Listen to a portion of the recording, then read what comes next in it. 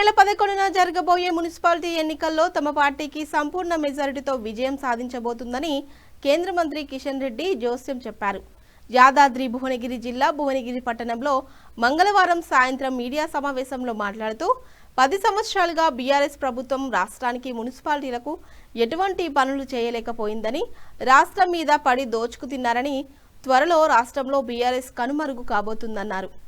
గత 2 సంవత్సరాలుగా రాష్ట్రంలో పరిపాలిస్తున్న కాంగ్రెస్ పార్టీ కుంభకోణం పంపకాలతో కూరుకోకపోవడంతో ప్రజలు 2 పార్టీలను పాలనను విసిగెత్తి బీజేపీ వైపు చూస్తున్నారని, రాష్ట్రంలో జరగబోయే మున్సిపాలిటీ ఎన్నికల్లో తమ పార్టీ కాంగ్రెస్ తోనే ప్రధానంగా పోటీ పడుతున్నట్లు వెల్లడించారు.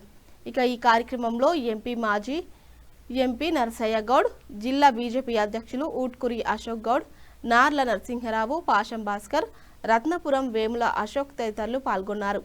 అంతకుముందు భువనగిరి మున్సిపాలిటీకి పోటీ చేస్తున్న 35 వార్డుల బీజేపీ అభ్యర్థులతో మాట్లాడి వారికి పలు సూచనలు చేశారు.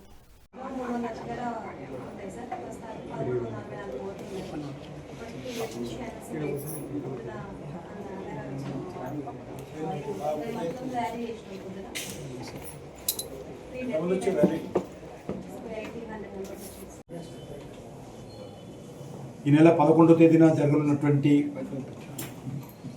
మున్సిపల్ ఎన్నికల్లో భారతీయ జనతా పార్టీ మరి అన్ని స్థానాలకు పోటీ చేస్తూ ఉంది. ఎన్నికల్లో తప్పకుండా భారతీయ జనతా పార్టీ విజయం సాధించబోతుంది.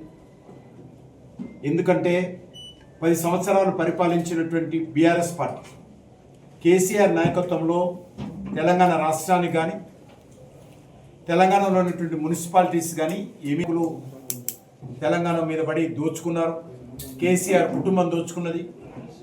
కాబట్టి ఖచ్చితంగా వచ్చేటువంటి ఎన్నికల్లో బీఆర్ఎస్ పార్టీ కనీసం పూర్తిగా కనుమరుగయ్యేటువంటి అవకాశము ఈరోజు తెలంగాణ మున్సిపాలిటీలో మనకు స్పష్టంగా కనిపిస్తుంది.